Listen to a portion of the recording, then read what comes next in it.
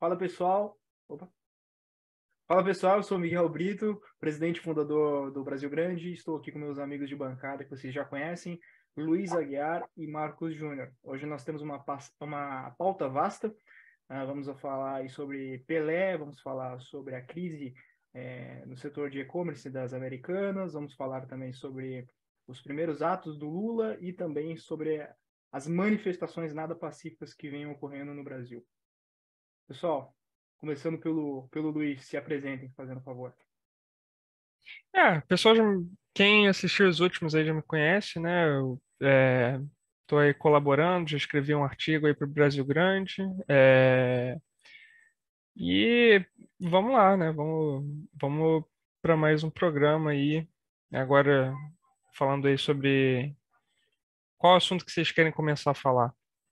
Antes de começar, às vezes tem um pessoal que não assistiu o outro, fala um Uhum. pouquinho também aí, onde vocês estão, como que tá aí as coisas, qual que é a formação técnica de vocês, sempre é bom, viu? Ah, sim.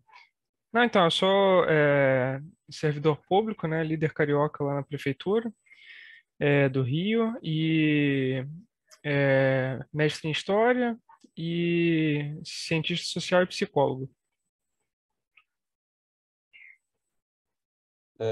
Me apresentando aqui, meu nome é Marco Júnior, como já foi falado, eu sou articulista do Brasil Grande, também sou servidor público, sou graduado em Engenharia de Produção pelo Instituto Federal do Espírito Santo e atualmente estou cursando mestrado profissional em Gestão Pública pela Universidade Federal do Espírito Santo, né? E estou aqui para colaborar aí com a boa troca de ideias. Pessoal, vocês já conhecem aqui o pessoal, né? Principalmente o Marcão, que já está há bastante tempo no BG, tem feito vários artigos no Brasil Grande, é só entrar no nosso site que vai ter os artigos do Marcão, ou vocês podem até fazer o seguinte, eu vou deixar um link aí na descrição de todos os artigos do Marcos e todos os artigos do Luiz. Tudo bem que o Luiz acabou de Você fazer tem o seu, um. acabou de fazer o seu primeiro, mas é isso aí, já fica mais fácil para se vocês quiserem ir direto. Se vocês não quiserem, é só entrar no site do Brasil Grande, que daí vocês têm acesso a todos os artigos de todas as pessoas que colaboram para o BG. Que pauta começamos? Eu acho legal a gente começar com o Rei Pelé. Sim, sem dúvida. Beleza. Luiz, pode começar. Foi uma perda aí que do atleta, né? Como já tinha falado naquela nossa outra conversa aí, é o atleta do século, né? Do século passado. E assim, é o que a gente tinha comentado, né? Que teve uma contribuição muito grande pro chamado soft power do Brasil, né? Que o Brasil, o futebol, né? O Brasil começou a ser sinônimo de futebol, né? Em apesar de não ter sido, por exemplo, o país que inventou o futebol, né? Não teve essa que isso é uma coisa que os ingleses se orgulham, né, de ter pelo menos profissionalizado, né, o esporte. Só que o Brasil, com a projeção que teve, né, na década de 50, finalzinho, e década de 60, e culminando ali no tricampeonato, né, conquistando em definitivo ali a Taça Jules Rimet, foi realmente assim uma coisa que nunca tinha acontecido, né? Um país que teve tanta projeção e um esporte que tinha ali o Uruguai, né? Que chegou a ganhar ali duas Copas, né? Mas que muitas vezes eram os europeus que estavam dominando, né? Então, como a gente teve essa seleção aí com o Pelé, que claro que tiveram outros jogadores, não foi só o Pelé, não ganhou, não podemos dizer que ele ganhou a Copa sozinho, mas a importância dele, o Santos, né, como a gente tinha falado, é, teve situações aí que a partida parou uma guerra civil na África, entendeu? Então, para a gente ter noção do tamanho de atleta que foi o Pelé, né? Eu não sei se o Marcos, o que que o Marcos quer falar sobre isso. Sobre o Pelé, cara, vamos ser bem sinceros aqui. Eu acho que nenhum adjetivo, por mais grandioso, né, que a gente venha atribuir, descreve o real tamanho do Pelé. Pelé é muito maior que tudo isso, né? Ele é o rei do futebol, ele foi o atleta aí do século XX. Na verdade, ele é ainda o gigante, né, do panteão do esporte, né? A gente tem vários, a gente pode citar vários outros, mas muito dificilmente vai estar na mesma prateleira, no mesmo patamar do Pelé, né? Quem é? O Pelé ele é o parâmetro, né, do esporte, né, de certa forma, né? A gente, às vezes, é até inevitável dizer quem é o Pelé do basquete, quem é o Pelé da Fórmula 1, quem é o Pelé do boxe. Por exemplo, o Pelé do basquete é o Michael Jordan, talvez, mas o Michael Jordan consegue se está para o basquete, assim como o Pelé está para o futebol? Acho que não. Quem é o Pelé da Fórmula 1? Aí tem várias opções. Tem Senna, tem Fangio, Schumacher, agora Hamilton, né? Mas também nenhum chega nos pés do Pelé, né? E no boxe, Muhammad Ali, né?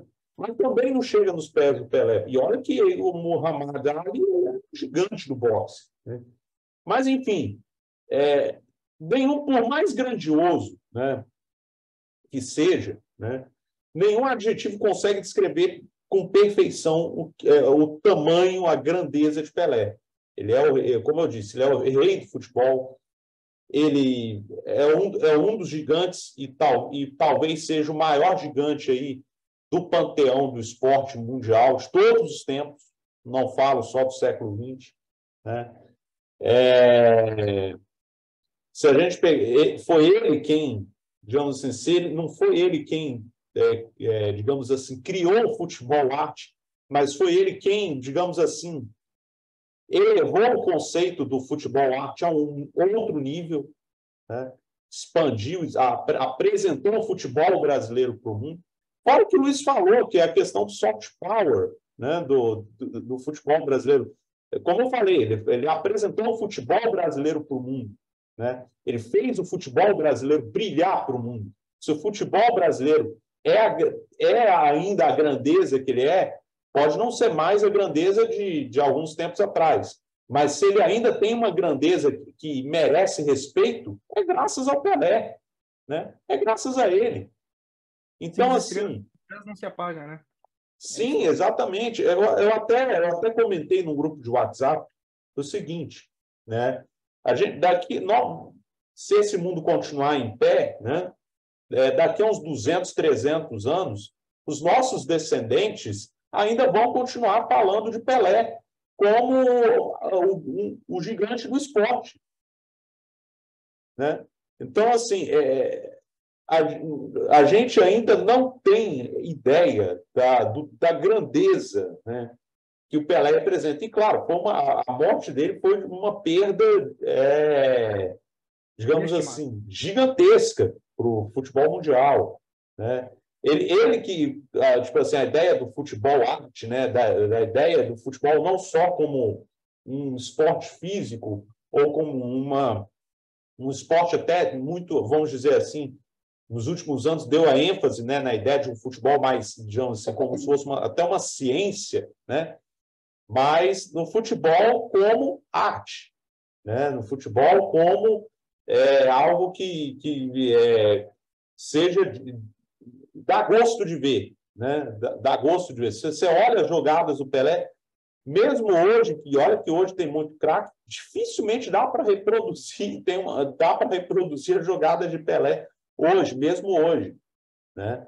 E olha que tem preparo técnico, tático, físico, enfim. Então, assim, não tem como descrever nada do que a gente vai falar aqui, né, creio eu, vai ser suficiente para descrever a grandeza de Pelé, né? Teríamos que pegar e fazer um bate-papo BG só sobre o Pelé. Sim, sim. E aí, puxando um gancho aqui, e aí entra, eu até comentei isso num dos vídeos para o meu canal, né? Eu tenho um canal pessoal no YouTube, né? Descrição aqui embaixo. Sim, vai ser colocado aí, né?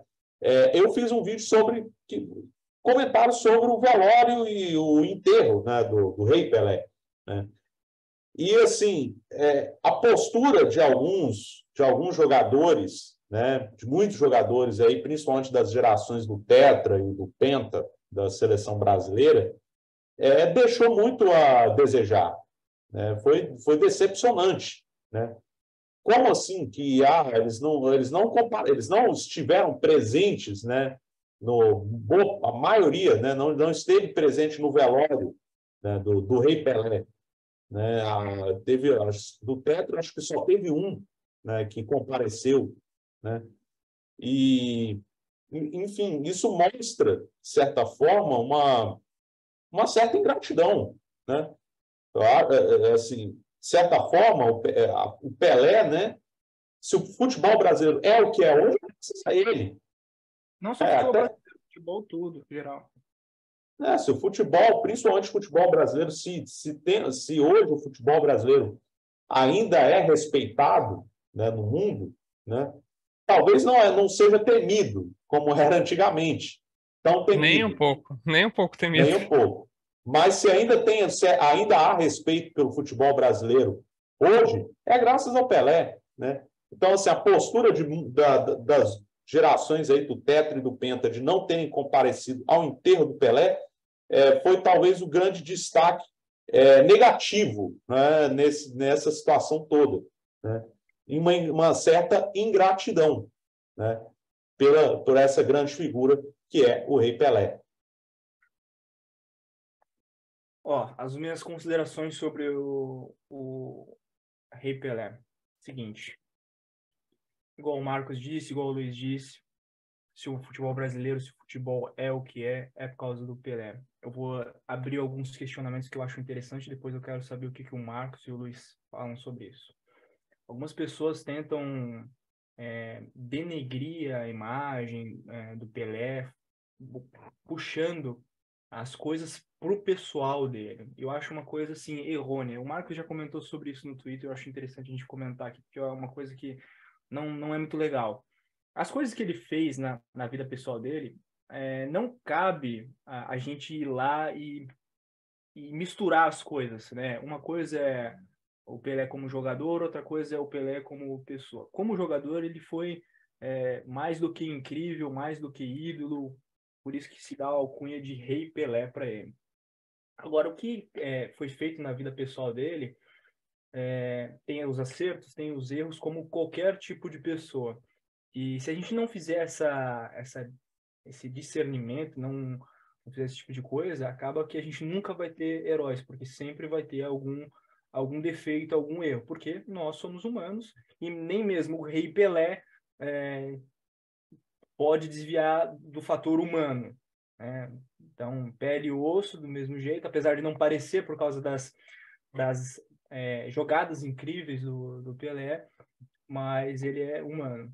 Então, eu acho importante a gente fazer esse discernimento, porque senão, como eu já disse, a gente não vai ter heróis, né? Sejam que foram lá atrás ou nos dias de hoje. Nos dias de hoje está mais difícil ainda, porque essa questão do brasileiro não conseguir admirar, se olhar como povo, tal, cada vez se torna mais complicado. Igual o Marcos disse, a galera não respeitou nem a morte dele, nem o velório dele, que são essas gerações mais recentes. Então, não há esse agradecimento pelo que o Pelé fez, não só pelo futebol, mas pela sociedade brasileira, né? O soft power, né? Como o brasileiro é visto lá fora. Então, a gente vê os vídeos lá dos asiáticos, principalmente, assistindo os jogos de futebol, ainda até os dias de hoje. Então, sobre essa coisa do respeito, há sim respeito. Indianos, paquistaneses, libaneses, do mundo inteiro, quando chega os 4 anos ali, o ano da Copa, eles estão lá torcendo para o Brasil e é estátua do Neymar e tal coisa. Às vezes fica a impressão que muito mais do que o próprio brasileiro, porque antigamente a gente pintava calçada, tinha essa coisa de colocar as bandeiras, não que não se veja hoje, se vê ainda no ano da Copa, mas é o seguinte, não é como antes, isso foi se perdendo. Então, até uma coisa que era para unir o povo brasileiro, ali na questão da Copa do Mundo, até os dias de hoje está ficando, veio o racha. veio o racha. Ah, tal fulano é bolsonarista porque tá usando a camisa da seleção brasileira. O que isso tem a ver? Tem a ver. A coisa que era assim, um consenso entre o brasileiro do futebol. Não, vamos aqui assistir um futebol, vamos tomar uma cerveja, vamos ver um jogo da seleção brasileira. Até os dias de hoje já virou questão política. Então, o povo brasileiro está dividido em todas as áreas, não tem mais isso. O herói brasileiro, né, o jogador que se destacou aí na última década foi o Neymar. Hoje divide opiniões. Você lembra quando era no Santos, como era a coisa? Todo mundo torcia pro Neymar. Era difícil o cara que não torcia pro Neymar, só se o cara tinha alguma coisa contra o cara ali. Mas, no geral, era todo mundo torcendo pro Neymar, porque era o jogador que desfilava, que fazia o drible bonito. E o Pelé era esse cara. O Pelé é esse cara que revolucionou, que fez a jogada bonita. Hoje você vê vários vídeos de jogadas bonitas, assim, aquele gol, o gol do ano. Aí os caras pegam o gol do ano e botam um gol exatamente, ou muito parecido, que o Pelé fez. Então, essa coisa do futebol bonito veio do Rei Pelé. E o consenso, né, era uma coisa que você estava falando aí da questão de hoje, a gente tem essa questão ainda política, né? A gente pegava, por exemplo, torcedores rivais, que aí quando tinha o jogo da seleção brasileira, todo mundo, né, confraternizava, não importava se o cara era Flamengo, Fluminense, né, Botafogo, ele ia todo mundo ali se unir para torcer para a seleção brasileira. Não importava se era o Túlio que estava no ataque, se era o Romário, entendeu? Não fazia diferença, né? A pessoa ia, todo mundo ia torcer e aí isso foi se esvaindo, né? Eu acho que 2000 eu chuto aí que 2006 tenha sido mais ou menos aí quando isso começou assim a se esvair, assim, essa decair de vez mesmo, porque eu lembro que 2010 já não era igual, e aí só piorou. 2014 para cá, então, nem se fala, né? Depois do 7-1, né? Uma coisa também interessante de falar, que o Marcos citou, né? E o LeBron James, né?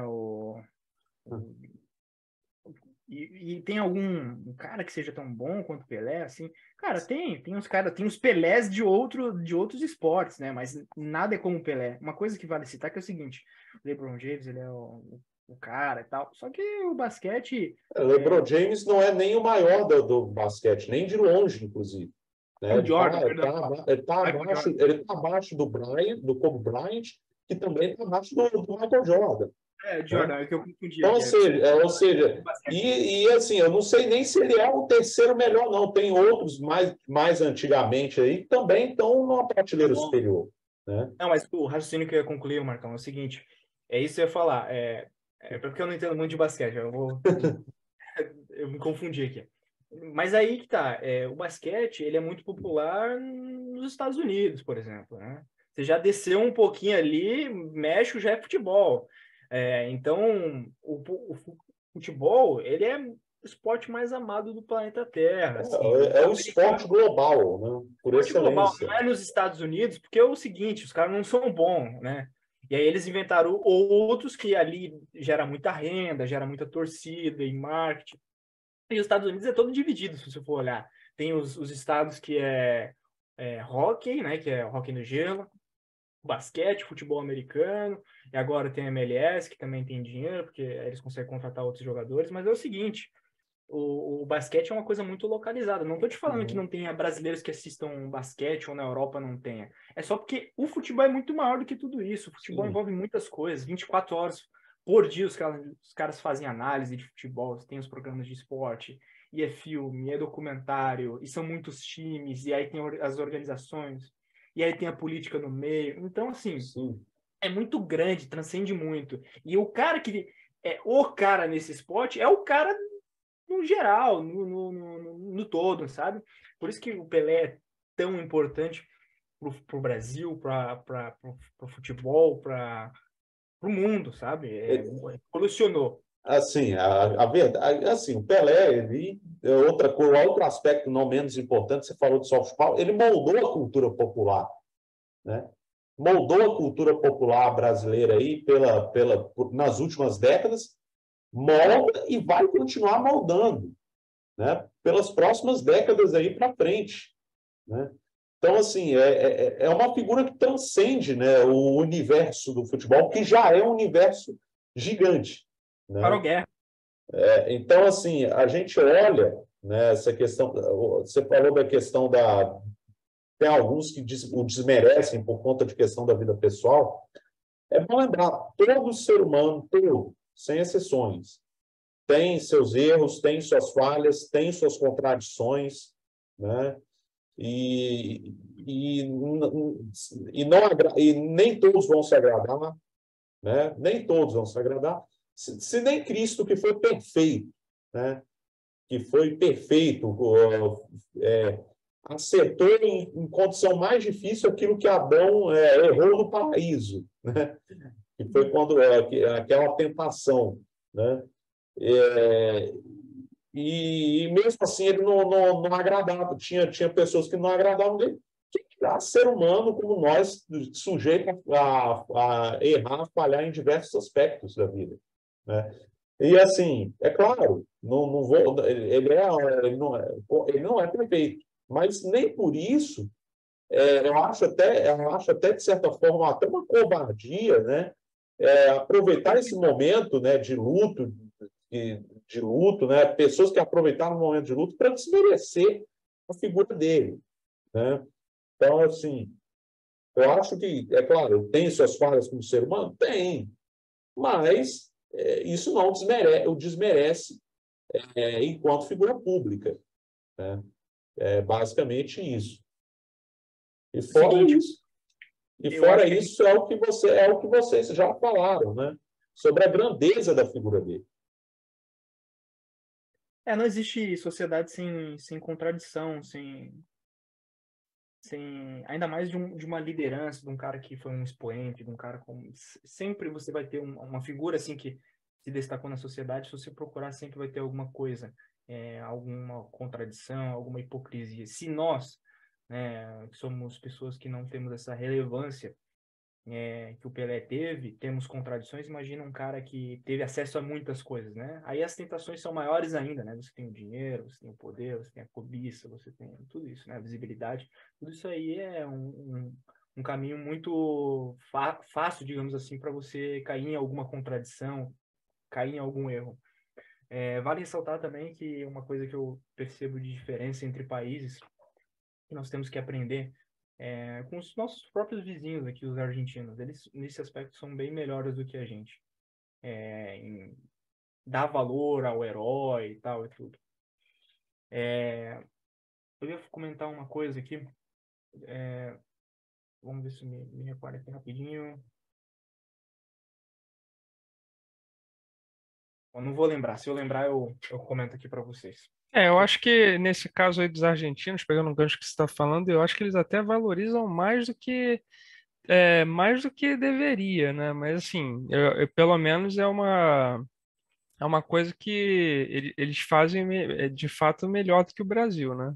Se o Brasil, o que o Maradona é na Argentina, eu acho que o Pelé merecia pelo menos assim o dobro aqui no Brasil. Porque se a gente for para pensar ali, o que o Maradona conquistou para a Argentina foi uma Copa. O Pelé, tudo bem, 62 ele estava contundido e tal, mas ele jogou, pô, 3 Copas. Isso não 3 Copas do Mundo, cara. 3 Copas do Mundo não é. A Argentina agora empatou em títulos com o Pelé. Exato. A França ainda está correndo atrás. Né? Assim, quem pode, digamos assim, e veja bem, longe de querer comparar com o Pelé, tá? Né? Porque assim, quem pode chegar perto dessa marca de 3 títulos em Copas do Mundo é o Mbappé, né? E só também. E assim, se ele conquistar as Copas de 2026 e 2030, e assim, já não vai estar tão novo. 2026 ele vai estar 2026, se não me falha a memória, ele vai estar com 26 ou 27 anos. Por aí. Em 2030 ele vai estar com mais de 30 anos já. Ele tinha que ter ganho essa aqui agora, para ficar tranquilo. Então, ou seja, ele já vai, quando ele tiver, se der tudo certo, em 2020, se ele ganhar essas 2 Copas, ele empata. Então, ou seja, repare bem, né? Já tem mais de 50 anos e contando, né, que a marca do Rei Pelé não foi batida. E vai ser muito difícil de ser batida. Né? Batido não vai. Acho que empata no máximo com o Mbappé. No máximo, se der tudo certo. Né? Estou falando. Porque, tipo assim, bateu na trave o título, bateu na trave dessa vez aí para a França, né? Nessa Copa. A sorte do Mbappé é que é o seguinte, ô Marcos. Um cara top, assim, igual ele, tipo Haaland, joga na Noruega e tal. Ele deu sorte pra caramba, assim, sabe? Ele não vai ter muita concorrência com ele, assim. Noruega, tipo assim, coitado, né? Se fudeu, né? Nasceu na o Noruega. país é um país que o futebol assim, já foi melhor, já teve uns tempos bons aí. Ganhou deles, né? A Noruega ganhou da gente em 98. E a gente não ganhou deles. Então, assim, é algo. Assim, não vai alcançar, né? Não vai. Não, e assim, o Haaland, por exemplo, ele poderia ter sido mais inteligente e ter jogado pela Inglaterra, porque ele nasceu em Londres. Ele só nasceu, a família dele tem toda uma cultura, todas as raízes na Noruega, mas ele nasceu em Londres. Então, tipo, poderia jogar pela Inglaterra e ele ia ter uma base um pouco melhor para se destoar, tipo o Mbappé. Mas como ele escolheu a Noruega, ele se fudeu mesmo. Vamos pro próximo tema. Próximo. Esse é um tema leve, né? Agora a gente vai começar a entrar com uns temas super pesados. Leve, entre aspas, porque o rei morreu, né? Mas a gente fala com alegria os feitos, né? Agora a gente vai entrar com temas assim que rir pra não chorar. O que a gente começa? Vamos de manifestação? Vamos primeiro falar do começo do governo Lula e aí depois a gente já engata as manifestações. Tá bom. Bom, a gente tem aumento de ministérios. Previsível. Previsível. Nós temos uma ministra que é liberal do planejamento e nós temos um ministro da Fazenda que tem um perfil mais estatista, então a gente prevê um bate-cabeça. Já começou esse bate-cabeça, onde o ministro Lula falou que ia rever o Ministério ia rever a aposentadoria, esqueci agora. Carlos Lupe, da Previdência, reforma da Previdência. Ia rever a reforma da Previdência, e aí o Lula já correu para poder falar que não, nós não vamos rever a reforma da Previdência. Eu esqueci o nome do ministro que falou. Carlos Lupe, ministro da Previdência. Não, Carlos Lupe eu sei, mas eu quero lembrar quem que desautorizou ele. O Rui Costa. Rui Costa. Não, e vale ressaltar uma coisa aqui que é interessante pegar e falar. Bolsonaro se elegeu falando que Bolsa Família era para captar, né, para captar voto, que isso aí é migalha. Chegou no governo dele, foi lá e trocou o nome. Deu auxílio, trocou nome, fez um monte de coisa aí. Foi na direção oposta do que ele falou. E o Lula, eu acho que vai ser a mesma coisa. Se elege como um governo de esquerda, pró os pobres, tal e tudo, e vai na direção completamente oposta. Vai no liberalismo, ou seja, o que falou que ia ser contra. Que é o seguinte, são governos populares, governos que vão pela massa, pelo que as pessoas estão falando. E quando aquela parte da sociedade fala mal, vai contra, começa a gritar, esses governos tendem a ceder, não tem um braço forte. Por exemplo, um governo Temer da vida. Porque o Temer foi um governo ali que não foi eleito, entre aspas, né? Foi eleito porque era vice-presidente, mas ocorreu impeachment, daí assumiu tal e tudo. E aí não tinha essa preocupação de ser tão popular. Então transitava muito bem entre esquerda e direita. Quando um governo tem uma pauta principal, tem um lado mais bem definido, ele tende a ir completamente ao contrário do lado definido. Então, o Lula é de esquerda, vai ter um governo mais liberal. O Bolsonaro é um governo de direita, tende a ser um governo mais auxílio, mais esquerda e tal.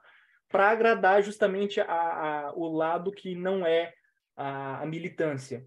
Então, assim, você tem aquela militância que vai falar amém para tudo. O Lula tem essa militância. O Bolsonaro também tinha essa militância. E segura muito, que é os 20%, 30% ali que segura muito a popularidade.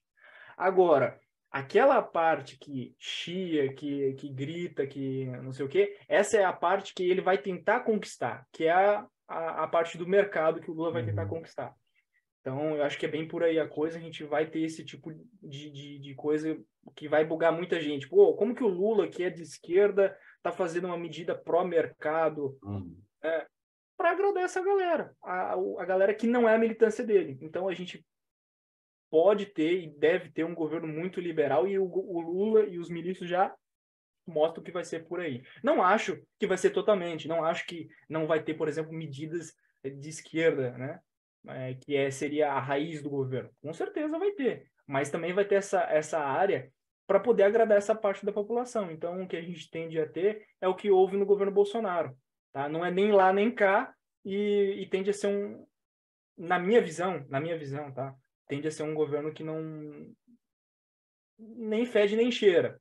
Eu espero estar errado, eu torço para que o governo Lula faça coisas boas. Tem algumas coisas que eu tenho visto que são interessantes. O Marcos comentou uma coisa bem interessante recentemente, que o governo prometeu, não sei se vai cumprir, porque promessa também para mim não significa muita coisa, mas já é alguma coisa de falar assim, pô, cara, se realmente sair do papel, eu vou falar ok, eu vou falar parabéns.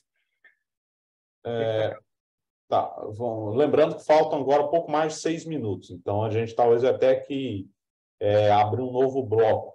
Mas, enfim, assim, o que a gente pode iniciar? Qual vai ser meu comentário inicial sobre os primeiros dias aí, já vai fazer 20 dias aí, amanhã, do governo Lula, né? Primeira coisa, né? Como a gente está tendo, e aí é um comentário que talvez vai gerar um pouco de polêmica, como, digamos assim, é um governo que, como a gente estava acostumado aí nos últimos 4 anos a ficar vendo coisa tipo cercadinho, presidente falando com uma patota de gente lá em frente ao Palácio da Alvorada, ele lá falando lá, xingando os palavrões lá contra jornalista, contra STF, contra governadores, enfim. E depois a gente não tem nada disso, dá a impressão que nós estamos tendo um governo normal, né? Que é agora esse governo Lula. O que não é o caso. Assim, nós não estamos em condições normais. Se você for olhar, a gente falou aí do bate-cabeça de ministros, né? Nós tivemos vários bate-cabeça aí envolvendo ministros. Nós tivemos, por exemplo, o Carlos Lupe, né? Que falou em reformar a Previdência, que a Previdência não era deficitária, né, ia aprovar, fazer acontecer, já foi desautorizado pelo Rui Costa. O Luiz Marinho, ministro do Trabalho, queria acabar com o saque aniversário do FGTS, também foi desautorizado, né? Fora os bate-cabeça entre o Haddad e a Simone Tebet, né? Fora, digamos assim, alguns ministros que, digamos assim, que a gente sabe muito bem que são a propaganda ideológica do governo, né? Que é o Silvio Almeida, né? A Sônia Guajajara, né? Essa turma e outros ministros que vão lá, falam linguagem neutra, né? Bom dia a todos, todas e todes, né? Coisa do tipo. Então, assim, existem elementos que mostram que esse governo não começou tão bem assim, né? E sem falar, já tem situações bastante nebulosas, tipo a ministra do Turismo, que tem aí envolvimento com o miliciano e com gente graúda da milícia, né? O Bolsonaro, tipo assim, se atacava muito, né, por ele estar envolvido com o miliciano e tal, mas assim, a ligação que ele tinha com o miliciano era não. Isso, e recebendo parabéns do Marcelo Freixo, que se filiou novamente ao PT. Isso que é o mais interessante. Que participou da CPI das milícias. Exatamente. Então assim, já nota-se várias contradições que esse governo tem no seu começo. Então, assim, mas como, tipo assim, você não tem cercadinho, você não tem lá um presidente que vai lá, fica xingando o ministro do STF, fica xingando a imprensa, fica xingando a aparência de que está tudo ótimo, está tudo normal. Não é o caso. O Lula vende Né? essa imagem bem, né? O Lula vende essa imagem bem, né? Sim, Nesse sentido, ele é muito melhor que o Bolsonaro, né? Um animal político aí, no bom sentido, digamos Animal no assim, sentido a gente começou falando de futebol, uma animal raposa. no sentido Edmundo, né, por exemplo. Boa, boa, boa, boa. Ele é exatamente isso, né? Tipo assim, Ele é tá bom em aí. agradar todos os lados, ele é o cara que consegue dar tapinha nas costas, pegar aqui na mão. Ele tem essa habilidade política como poucos, né? Consegue agradar todos. Você vê que ele aumentou os ministérios, colocou um monte de gente para fazer transição, tem um monte de gente que vai receber benefício, auxílio, que está dentro do governo e tal. Essa questão dos artistas. Nada contra o projeto da Lei Rouanet, eu acho até um bom projeto, mas não como vai ser feito. Né? Então, nesse sentido, ele é muito bom de agrupar todo mundo, só que vai dar merda, porque vai dar bate-cabeça. Quando todo mundo manda, ninguém manda, né? Exatamente. Isso aí já vai faltar uns 2 minutos, isso aí a gente até pode abordar com mais calma no próximo bloco, né? Mas, assim, já adiantando, esse bate-cabeça ele vai precisar ser resolvido em muitos momentos, né? Porque, vamos lembrar, nós estamos falando de um governo que foi eleito com uma margem de 2 milhões de votos, né? Então, assim, e foi eleito num arco muito amplo de aliança, né? Você pegou aí desde a extrema esquerda do PSOL até membros do Centrão, que é PSD e MDB. Então, ou seja, é um arco muito amplo de Você tem alianças. liberais no governo, você tem socialistas no governo, você tem estatistas no governo, você tem tudo no governo. É uma coisa assim impressionante. Você tá É um Brasil, Frankenstein. o Brasil inteiro tá dentro daquele governo ali. De Então, todas as assim, facetas. É um país de todos, é o lema antigo lá do governo do exatamente. Lula. De Brasil é um país todos. de todos. Todos, todas e todes. Exatamente, desculpa, fui transfóbico agora na minha fala. Bem, vamos para o próximo bloco aqui para a gente. Próximo bloco. Tá? Pode fazer aí a chamada do próximo bloco, tá? Anúncio. Anúncio o próximo bloco aí, Miguel. Beleza, vamos lá.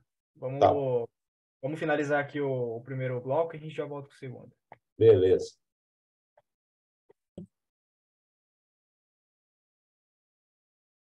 Pessoal, estamos aqui de volta para o segundo bloco, onde nós vamos dar prosseguimento ao assunto que nós estávamos falando no primeiro bloco, né? Não conseguimos falar muito no primeiro bloco, porque a gente se estendeu bastante falando sobre o Pelé, merecidamente. Acho que até a gente deve pegar e fazer mais um bate-papo BG, só que daí falando com mais cautela, com mais dados sobre o Rei Pelé, que assim ele merece. E agora a gente vai dar prosseguimento falando sobre os primeiros atos do governo Lula. A gente estava brincando ali, né, que o governo é de todos, de todas e de todes, né? Para falar bem a verdade, né? Essa parte que a gente nada gosta do governo Lula, que se estende ao globalismo, que se estende às pautas identitárias, e é isso a nossa grande crítica ao governo Lula, né? Tem coisas positivas, coisas negativas, isso aí está dentro do jogo da política, mas essa parte em si, acho que todos nós aqui, tanto o Luiz quanto o Marcos, a gente desgosta muito, porque é uma pauta que não evolui, é uma pauta que só agrega ao estrangeiro, só Não, agrega.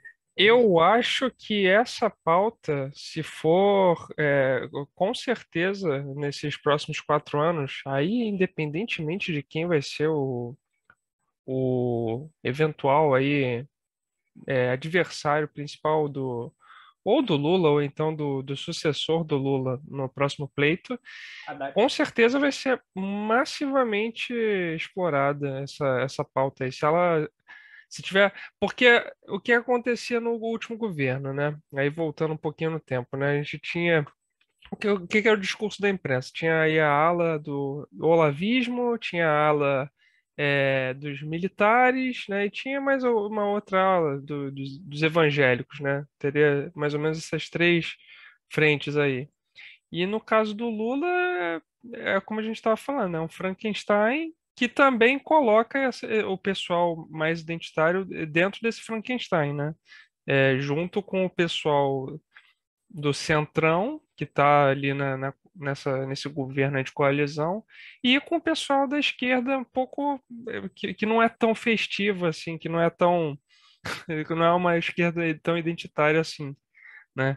Então, esses três grupos aí, como que eles vão se comportar, se vai ter ruídos, a gente já está vendo que está tendo, né? Agora, eu não sei até que ponto o pessoal identitário vai ter importância aí nesse governo. Eu acredito que no plano interno, eu não sei. Eu sou bem cético em relação. Acho que o Lula não vai dar muita importância para eles, não. Não sei qual é a opinião do Marcos, mas eu acho Assim, que.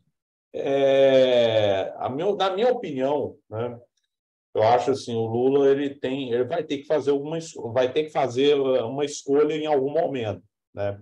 Tipo assim, eu sei que esses primeiros dias de governo, né, você tem de certa forma, uma lua de mel com a imprensa, né? Muito embora cabe registrar o seguinte, até pelo fato de ter sido uma eleição com uma vitória muito apertada, né? Eu já disse, foram 2 milhões de votos de diferença, né? Não estamos falando mais do Lula de 2002, do Lula de 2006, que vencia lá com 60 e poucos por cento dos votos, né? Inclusive, em 2006, o adversário dele teve menos votos no segundo turno. Curiosamente, o adversário dele em 2006 foi o que hoje é o vice-presidente Geraldo Alckmin, né? Ele teve menos votos no segundo turno do que no primeiro, né? Então, o cenário é completamente outro, né? Ele ganhou por menos de 2 milhões de votos de um presidente que conseguiu mais votos na última eleição do que quando ganhou no segundo turno de 2018, né? Bolsonaro, em 2022, ele teve 58 milhões de votos. O Bolsonaro, que ganhou em 2018, conseguiu 57 milhões, ou seja, ele ganhou 1 milhão de votos, né? E aí eu vou E aí eu vou abordar, isso mais adiante, né, na questão das manifestações, né, quando a gente chegar lá. Então, assim, o Lula agora, ele tem a margem de erro dele, né, e o tempo de lua de mel que ele vai ter com a imprensa, com os agentes, com o mercado, enfim, é muito pequeno, vai ser muito pequeno. Na verdade, já está sendo pequeno, né? Então, assim, ele não tem margem para errar, né? Porque ele sabe bem disso. Então, assim, ele não pode dar muita trela, né, para essa turma identitária, né? Ele não pode se dar o luxo disso. Porque se ele der o luxo disso, ele está abrindo um enorme flanco aí para quem for tentar ser adversário dele, né? Se vai ser um dos Bolsonaros, se vai ser o Tarcísio, o Zema, ou sei lá, o MBL hoje lançou o Danilo Gentili como candidato à presidência. Nem fudendo em placa, vai ser Tarcísio e Haddad. Eu também acredito nisso, sei lá, né? Até 2026 tem muita água aí para rolar embaixo da ponte, né? Sinceramente, já vimos, quando você pensa que vê de tudo, acontecem essas coisas. O Brasil é o país que não para de nos surpreender, infelizmente, negativamente, né? Sim. E aí, assim, falando alguns primeiros atos do governo Lula, também alguns atos do governo Lula. Alguns atos foram bons, outros nem tanto, né? Por exemplo, e aí, assim, alguns atos também evidenciam a fragilidade do governo anterior. Por exemplo, né? Vamos pegar aqui o ato que revoga os decretos que flexibilizam porte de armas, né? Todos eles foram revogados no primeiro dia do governo Lula. Foi o primeiro ato, inclusive. O primeiro ato dele foi lá canetar e acabar com a flexibilização do porte de armas. Uma barreira, né? Numa caneta só, né? E aí isso mostra, né? E eu abordei isso nas minhas redes, o seguinte, né? O governo Bolsonaro, ele falhou e muito, né? No sentido de deixar uma marca registrada permanente referente à sua gestão. Porque muitos dos atos dele, que ele celebra e tal, são atos que foram feitos, que ou é decreto, ou é portaria, ou é resolução, é algum ato infralegal, né? A gente vai usando a nomenclatura própria, né, do direito administrativo, é um ato infralegal que pode ser muito bem desfeito com uma canetada só. Né? Vai lá. Facilmente revogável e Já é. anulável, como a gente viu, né? Aí, Então, ou seja, isso mostrou assim, até os próprios atos do governo Lula, e veja bem, muitos desses atos são passíveis de crítica, né? Acho que, por exemplo, eu acho que não era o caso de se, digamos assim, acabar totalmente com a flexibilização do porte de armas. E veja bem, eu não sou exatamente o cara mais simpático à pauta do armamento nos moldes que os bolsonaristas defendem, né? Eu acho, assim, que cidadão, digamos assim, cidadão comum, ele deve ter o direito ao porte da arma, à posse da arma, desde que cumprindo determinadas condições, né, boas condições psicotécnicas, né, ter um bom preparo no exame de tiro, né, e, claro, não ter antecedentes criminais e ter uma vida, digamos assim, correta, né. Tendo isso, ele deve ter o direito de portar, de ter a sua arma de fogo, né. Agora, né? E fora outros atos aqui, estou citando esse porque foi o primeiro, né? Teve vários outros atos aí que o Lula fez, por exemplo, a saída da aliança, né, da aliança anti-aborto, né? Também foi um outro ato que merece críticas também, muito embora eu também reforço, né, que também foi outra medida que o governo anterior tomou e não resultou em medidas efetivas, né?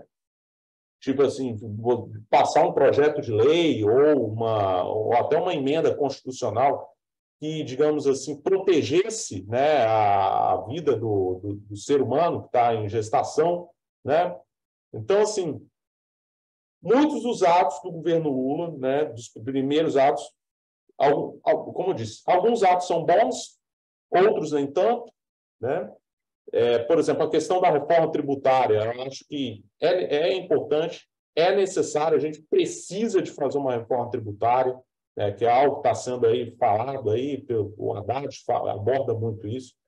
Precisamos de uma reforma tributária, precisamos mudar a estrutura tributária do país, a gente precisa diminuir o peso dos impostos sobre o consumo, mas para isso a gente precisa fazer com que esse peso, como ocorre em diversos países do mundo, vá para a renda, né? E também a gente também precisa saber quais as faixas, tipo assim, as faixas de renda que realmente precisam ser melhor taxadas, né? Porque também nós estamos tendo aí uma defasagem gigantesca, acumulamos uma defasagem gigantesca na tabela aí do imposto de renda. Hoje, né? O salário mínimo é tributado. O salário mínimo e meio já é tributado, né? Então, assim, desde 2015, a tabela do imposto de renda não sofre ajuste. Então, assim, a gente tem um sistema tributário totalmente distorcido, né? Tem a questão também... os mais ricos, né? Sim, sem dúvida, né? Tipo assim, o cara que ganha, por exemplo, sei lá, o Jorge Paulo Lemann, né? Ele paga a mesma alíquota de imposto de renda do sujeito que ganha, sei lá, R$8.000 por mês, né? E isso não é justo. Não, e é o seguinte, R$8.000, ô Marcão, o cara ainda tá bem, porque eu vou puxar aqui a pirâmide social brasileira, a pirâmide brasileira. Esse cara tá no 1%, R$8.000. Se o cara tem a renda per capita aí de R$3.000, se uma família tem renda per capita de R$3.000, já está entre os 10% mais ricos do país. Está entre os 10% mais ricos. E aí a gente fala aqui da questão Então, assim, qual é, resumidamente, né, a minha visão sobre esses primeiros dias, esses primeiros movimentos do governo Lula, né? Um governo, para mim, é um início mediano, né? Não é nem bom nem ruim, né? Eu acho que tem muita pergunta que tem que ser respondida, né? Aqui, achei. Ó, só te interrompendo rapidinho aqui. Sim. Se você ganha entre 3.000 e 6.000, você já está nos 10%. Sim. Então, um sujeito que, igual você falou, ganhasse R$8.000, ele já está nos 4%. Sim. E para você chegar no 1% mais rico, você só precisa ganhar 13.560. É nada. Sim. O Brasil é um país, se for analisar nessa perspectiva, o Brasil é um país pobre. Isso não dá nem... O cara que eu estava até comentando em off, né? Um amigo meu que começou como engenheiro da Petrobras. É o salário inicial, o salário início de carreira na Petrobras é 13 mil Você como vê. engenheiro. Isso Ele já chegou no 1%. Não, e o cara que tá lá nos Estados Unidos, sei que é diferente, sei e tal e tudo, mas é o seguinte, o cara que tá lavando chão nos Estados Unidos tá ganhando $2.000, e é isso. Ou seja, um cara que lava banheiro nos Estados Unidos consegue ganhar o salário que é top no Brasil de um funcionário público. Sim. Então, para você ver como o funcionalismo público está pagando, entre aspas, pouco, né? Mas comparado à realidade brasileira é muito. Então, muito. é uma distorção assim muito, muito grande. Distorção relativa, né? Dependendo de qual realidade você está comparando. Um auditor da Receita, o inicial é 21 mil. Aí faz as contas aí. Quantos dólares isso seria? Né? 4 mil dólares. Aí. Um cara que ganha duas vezes. Um cara que ganha 2 vezes o que a pessoa que lava o banheiro, né? Lá nos Estados Unidos. Então, assim, o que eu falo, né? Esses primeiros dias, esses primeiros movimentos do governo Lula é um início mediano, não está sendo bom nem está sendo ruim. Acho que tem muita pergunta para ser respondida. Eu acho que tem muito movimento que precisa ser feito, muita decisão que precisa ser tomada, né? E, claro, né, como eu falei, a margem de erro que o Lula tem agora é muito menor do que ele tinha há 20 anos. E agora, principalmente no contexto das manifestações, que vai ser o próximo tema que a gente vai abordar, isso vai ser... As decisões que ele vai tomar, né, vão ser cruciais, né, para os rumos do governo dele nesses próximos 4 anos. Vale ressaltar que o bolsonarismo, né, como movimento, o bolsonarismo é muito maior do que o Bolsonaro, né? Mas assim, o bolsonarismo ele é muito melhor. O Marco já comentou isso. E vale ressaltar aqui, o bolsonarismo ele é muito melhor como oposição do que propriamente como governo, né? Ele é muito barulhento, são pessoas que são muito ativas politicamente, vão e são aguerridas e estão dispostas a muitas coisas, né? Coisas até que a gente vai comentar no próximo tema, que é a questão de ir para as últimas consequências mesmo, ir para, podemos dizer, para a barbárie, né? Que é quebrar coisa, que é invadir tal e tudo. Então, o bolsonarismo como movimento, nesse sentido, se faz muito mais presente do que como governo, como proposta, né? E assim, na minha visão, isso não é legal, não, tá? Eu acho que a oposição é importante, é legal ser aguerrido, só que quando entrou para a máquina pública, no vamos ver, na hora H, de fazer projeto, de definir pauta, de passar coisa, de fazer a coisa acontecer, de entrar no livro de história, realmente, faltou culhão, faltou mão, faltou tecnicidade, faltou um monte de coisa que era criticado, né? Que era alvo de crítica, e quando chegou no governo viu que não era assim. Então, uma coisa é estar na posição de espectador, uma outra coisa é estar na posição na caneta mesmo, de definir as coisas. E isso, quem já teve numa posição de destaque, seja lá qualquer que seja, você percebe que não é bem assim que as coisas funcionam, existe muito falatório, a mídia vai contra, então é muito jogo de interesse. Isso a gente não precisa ir muito longe, pode ser no seu trabalho, pode ser numa coisa que você criou, num projeto, você já vê que a coisa é diferente. Então, às vezes, a pessoa está criticando ali, mas ela nunca teve uma posição de destaque. Quando você tem uma posição de destaque, você percebe que a coisa é um pouco mais difícil do que parece e tal. E aí entra realmente as pessoas que fazem e as pessoas que não fazem. Então, é complicado, assim, é difícil, não é fácil, igual o Marcos falou, ele vai ter muito menos margem para poder pegar e fazer as coisas que ele precisa fazer, muito menos tempo, muito mais pressão do que nos últimos lá 20 anos que ele teve de governo, onde não existia internet. A gente já falou sobre isso, né? Quando o Lula ganhou, a gente falou que... Sim, sim. A rede social é uma coisa que 2003 estava praticamente nascendo, né? A gente não tinha, não era essa popularidade toda. Estava nascendo ali o Orkut, o Orkut só foi Facebook. tomar forma lá para 2005, 2006. né? Tipo assim, como grande fórum de debates aí, as comunidades, né? Então, assim, tipo assim, as redes sociais, como a gente conhece hoje, só começou a tomar forma mesmo no segundo mandato de Lula, né? No segundo mandato de Lula. E aí eu entro no outro ponto que eu vou pegar o gancho, que é o seguinte: algo que o governo Lula tem falhado bastante nesse início é a comunicação, né?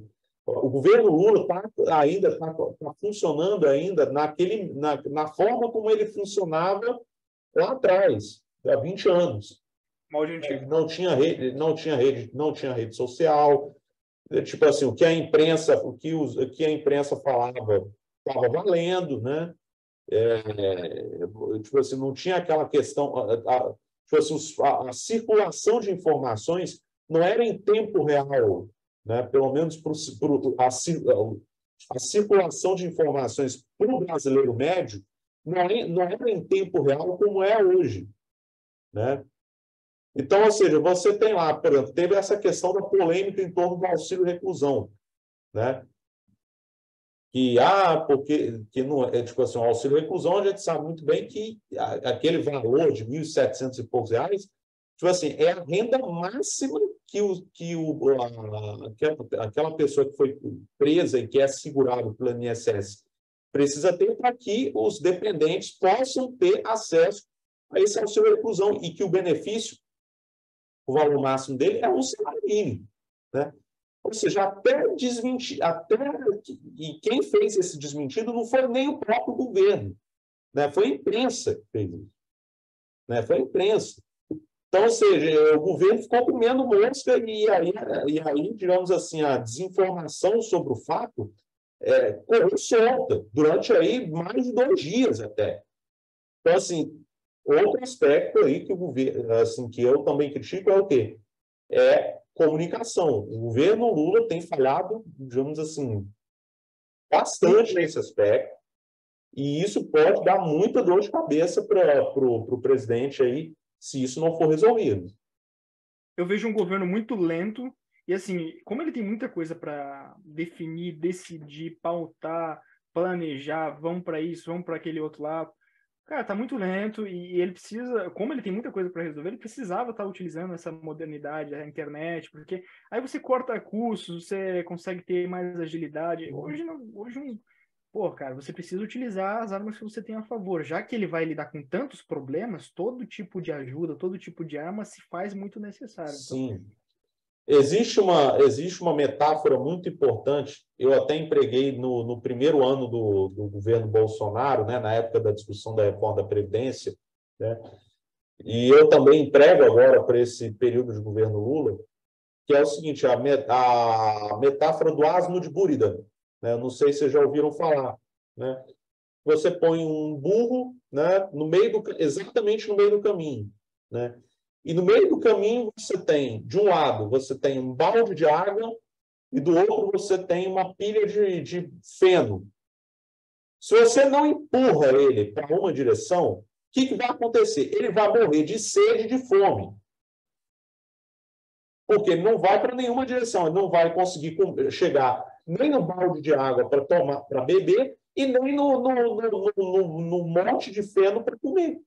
Marcos, Maquiavel, ele fala o seguinte: é melhor você tomar uma decisão errada do que você não tomar uma decisão. Ele vai ter que ir para alguma direção, né? E aí, assim, existem várias possíveis, né? Uma delas, por exemplo, é a questão da agenda positiva na economia, né? A questão da reforma tributária. Eu acho que já deveria começar a discutir isso para já, até porque o equilíbrio fiscal depende disso, né? A própria questão da nova âncora fiscal também tem que ser discutida. Eu acho assim, a pessoa fala, mas nossa, o teto de gastos, não sei o que, camarada. O teto de gastos desde 2020 já está morto. Morreu. Não existe, né? Aliás, o governo Bolsonaro furou o teto de gastos nos 4 anos de governo. Tudo bem, teve a questão da pandemia e tudo mais. Mas furou. É fato, né? E a gente vai ser preciso uma nova âncora fiscal. A gente precisa de uma nova âncora fiscal e uma âncora fiscal tal e permita o investimento por parte do Estado, né? Então, assim, essa ideia de achar que só o mercado vai resolver tudo, isso desde a pandemia já mostrou-se claro que isso não é verdade. Americanas agora, amigo. Americanas agora A gente vai ver, inclusive a gente vai falar disso no outro tópico, né? Acho que o último tópico aí do nosso bate-papo. Isso. Não, quando o mercado falha, qual que é a âncora? Qual que é o bote salva-vidas, melhor falando? É o Estado, recuperação judicial, tudo passa pelo Estado. O grosso do dinheiro está dentro do Estado, entendeu? Afinal, ele é o gerador. É o emissor, né? É o emissor da moeda. E tal. É o fundo garantidor do crédito, né? Os grandes contratos estão no Estado e tal e tudo. A iniciativa privada, aliás, não vive sem o Estado. Há um debate se o Estado vive sem a iniciativa privada, né? Mas uma coisa eu tenho certeza, a iniciativa privada não vive sem o Estado, tá? Então, é uma coisa que a gente até pode debater essa questão de se a iniciativa privada, por exemplo, conseguiria viver sem o Estado e tal e tudo, mas o grosso do dinheiro está realmente ali no Estado, tá no funcionalismo. Eu acho que depende. É aquela coisa, até uma conversa que eu tive com um amigo meu outro dia, que ele leu o meu artigo, aí ele deu as pontuações dele lá. Que o artigo foi sobre política industrial, né?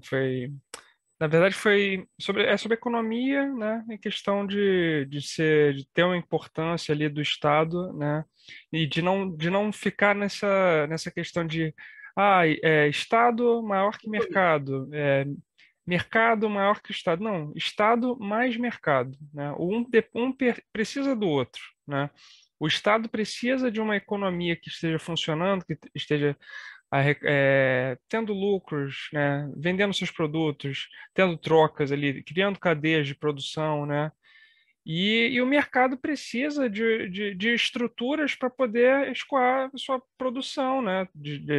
Seja de serviço, seja de produtos de transformação, né?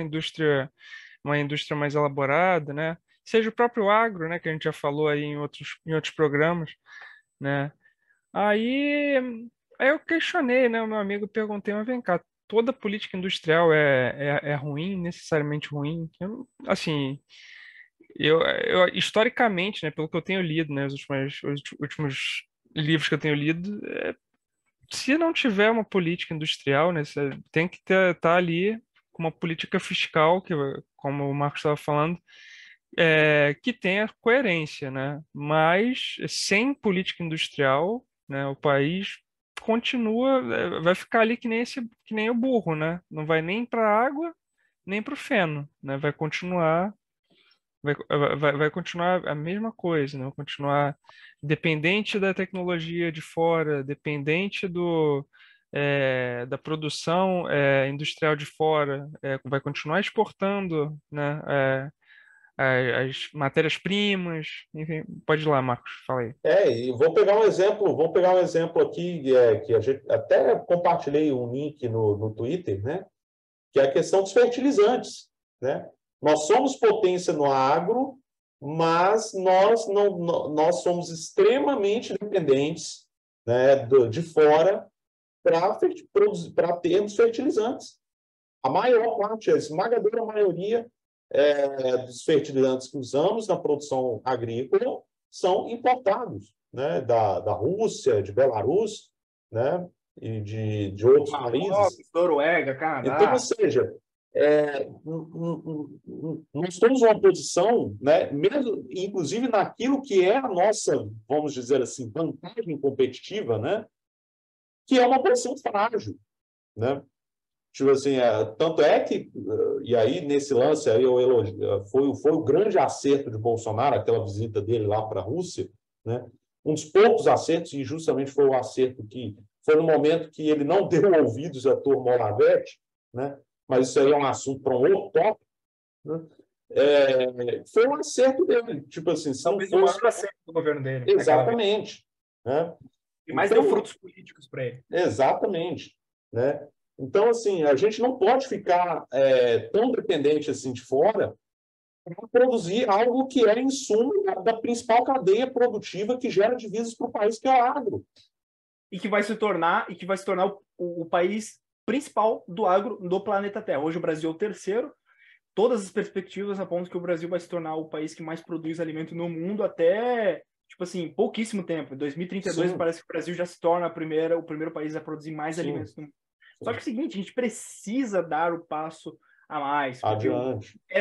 O Brasil é legal que o Brasil seja o celeiro do mundo, é importante, é extremamente estratégico, nos dá um poder no mundo de barganha, com certeza. Tá? Só que o Brasil é uma potência e precisa demonstrar essa potência. A gente pode mais, a gente pode ter uma cadeia mais complexa de coisas, industrial e tal e tudo. Porque é o seguinte, por exemplo, quando se fala, tal país é liberal.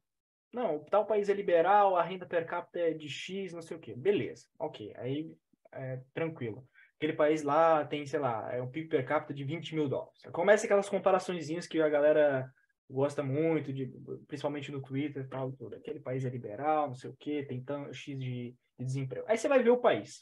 O país, em termos industriais, não produz nada. A população geralmente é pequena. É óbvio que o país vai ir para esse lado. É a única alternativa que ele tem. Às vezes, por exemplo, sei lá, Emirados Árabes Unidos. Porra, é um deserto, cara. Você não tem como comparar um país minúsculo que fica no Oriente Médio, no deserto, com o Brasil, né? São realidades diferentes, entendeu? E aí, quando você compara com um país que é um pouco mais próximo ao Brasil, por exemplo, uma China da vida, em termos de tamanho, em termos de, sei lá, de mercado interno, ou os Estados Unidos, ou, sei lá, a Rússia, as grandes potências do mundo. Países continentais com grande população. Os países que têm peso no mundo em termos de economia e mercado interno. Pô, você vê, cara, os países se desenvolveram através do Estado, através da iniciativa privada, em sinergia. Pô, o Estado ali como organização, com as suas agências. Uma coisa não é excludente à outra. Pô, vou pegar aqui um número, eu separei aqui um número para poder falar sobre isso. É o seguinte, onde vivem os bilionários do mundo? Tá, vamos lá. China. 1.058, tá? Nessa pesquisa aqui, vivem na China. 696 vivem nos Estados Unidos. Pô, então, você vê, cara, lá na China, que é o país socialista, que tem o Partido Comunista, lá tá cheio de bilionário, entendeu? Tá cheio de gente com muito dinheiro. Então, uma coisa não é excludente à outra. Uma coisa precisa andar com a outra. Se não andar, não funciona. O Estado não funciona, a iniciativa privada não funciona. Sim, sem dúvida, né? A gente precisa disso, né? A gente, tipo assim, o Brasil precisa ser potência. A verdade é essa. A gente não pode ficar preso nessa armadilha aí de renda média, né? Isso não é o bastante para nós.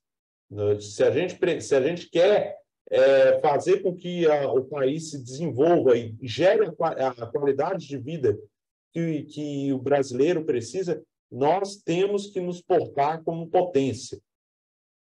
Eu queria fazer um comentário, lembrando aqui um slide aqui, eu posso até passar para vocês depois, de um curso que eu fiz lá na Escola de Comando do Estado-Maior, curso de Geopolítica, que vocês estavam falando aí da questão do Brasil, né, ser precisar ter essa necessidade de ser uma potência. Um dado aqui, né? O Brasil é um dos 5 países, né, que tem mais de 2 milhões de quilômetros quadrados, né, de extensão, mais de 100 milhões de habitantes e tem um PIB maior do que $1 trilhão. São só 5 países que estão nesse quadro aqui. Isso daí é muita coisa.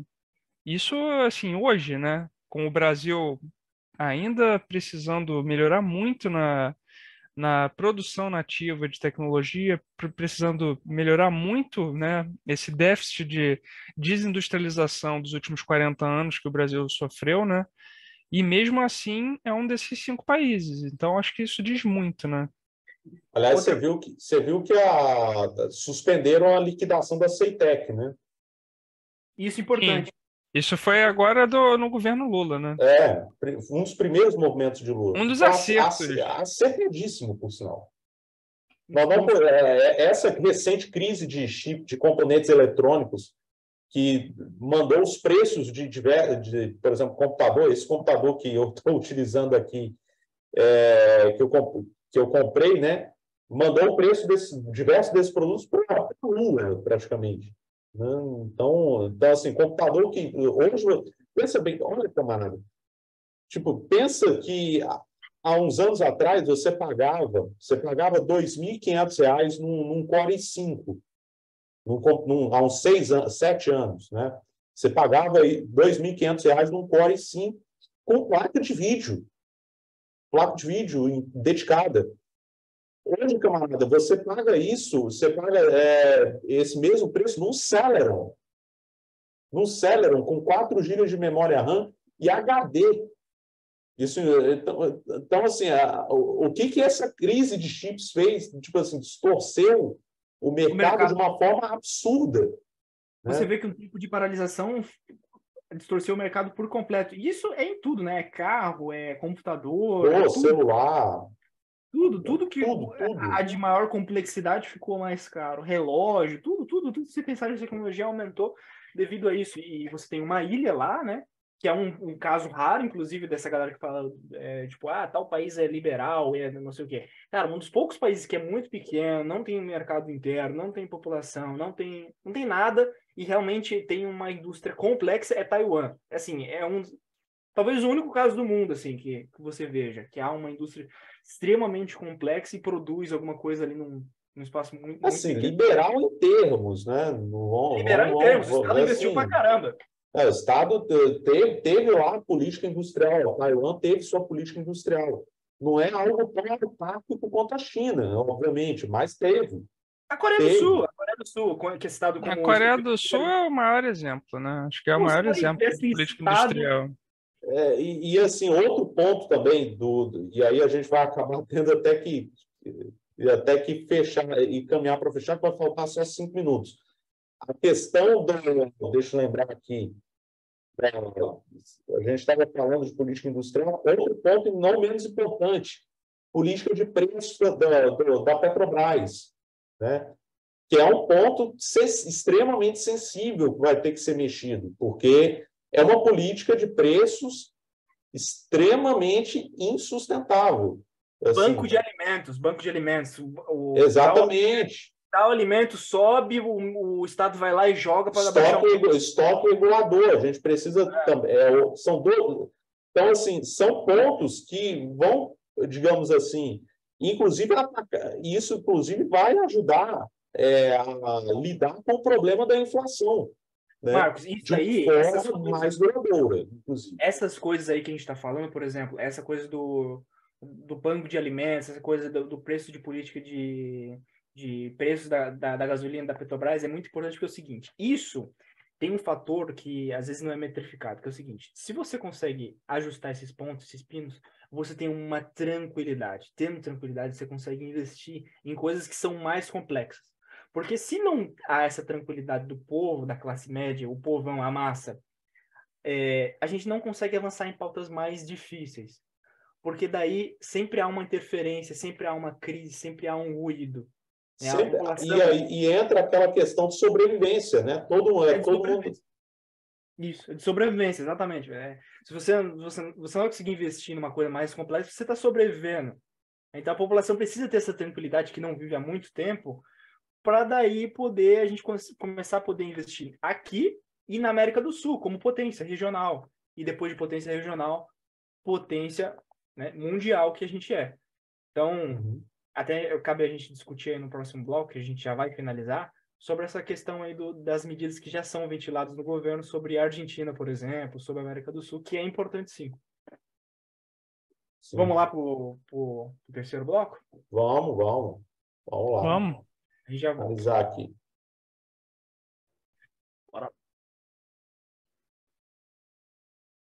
Pessoal, voltando aqui ao terceiro bloco, estávamos falando sobre política industrial, banco de regulagem de preços de alimentos, política de preços da gasolina da Petrobras, enfim, temas muito importantes para a estabilidade do país, para que assim a gente possa investir em coisas um pouco mais complexas. É necessário que a gente invista nessas coisas que é muito caro para a população de massa, né? A população toda quer gasolina mais barata, quer alimento mais barato, quer sair no fim de semana, quer fazer o churrasquinho, quer tomar cerveja, quer ir no jogo de futebol. Foi nisso que o Lula ganhou, né? Se baseou exatamente nisso, na promessa de voltar a ter tudo isso para a população brasileira. Só que é o seguinte, tudo isso é bom, é necessário, só que é muito pouco para o Brasil potência, né? É muito importante que a população tome sua cervejinha, coma o churrasco, tenha gasolina barata, consiga fazer as coisas que quer fazer. Eu sei que para muitos isso aí já seria o bastante, o suficiente. Para muitos, tipo, tem gente que nem pensa em outra pauta, né? Para ela é aquilo ali e aquilo ali. Só que, óbvio, a gente aqui como bons debatedores da política pública, da política mesmo no geral, a gente vai em uma coisa um pouco mais profunda. E aí eu vejo dessa maneira. A gente precisa, sim, dessas coisas para que a gente tenha estabilidade e aí sim a gente possa investir em coisas mais caras, mais complexas. Sim, sem dúvida nenhuma, né? A gente precisa, né, desse passo adiante, né? Eu acho assim, eu particularmente eu não enxergo que o Lula vai ser suficiente para esse passo adiante, né? Muito embora ele tenha algumas medidas positivas, né? E outras, inclusive, podem até atrapalhar isso, né? Tipo, principalmente na área ambiental. Eu acho que alguns sinais. Não estou dizendo que meio ambiente não é importante, longe disso, meio ambiente é importante. Nós temos um ativo ambiental fabuloso para o nosso país, né? Nós temos condições de sermos uma grande potência e preservando o meio ambiente, mas assim certos rumos que a ministra Marina Silva quer adotar, né, me deixa com um pouco de dúvidas, me deixa com um pouco com a pulga atrás da orelha, né? Esse é outro ponto que também me preocupa nesse governo Lula, né? Então, assim, em algum momento, né, em algum momento, o Lula vai ter que escolher, vai ter que tomar vai ter que tomar uma decisão se ele vai querer realmente fazer realmente fazer do Brasil, né, ter pelo menos o intuito de fazer do Brasil uma potência regional, pelo menos, ou se ele vai querer simplesmente fazer uma versão cuspida e escarrada da agenda que existe nos Estados Unidos e na Europa, né, dessa agenda ambiental que tem lá fora. Eu vou abrir uns questionamentos aqui e acho pertinente vocês responderem e tal. Eu tenho algumas dúvidas que são bem pertinentes, que é o seguinte: hidrogênio verde. O que o Brasil ganha adotando o hidrogênio verde? Eu sei que tem lá a questão dos passos de carbono e que quando você faz isso você ganha dinheiro, porque o mundo está indo nessa direção. Tudo isso é muito importante, igual o Marcos disse, né? Nós precisamos preservar o meio ambiente, mas tudo isso vai custar muito caro e muito mais caro do que está na ponta do lápis, do que está sendo dito, né? Beleza, a gente fica muito bem internacionalmente, né? Para a França, para os Estados Unidos, para a Alemanha, para esses países do norte, né? Que tem uma agenda muito parecida, muito próxima, se não é a mesma agenda, né? Agora é o seguinte, né?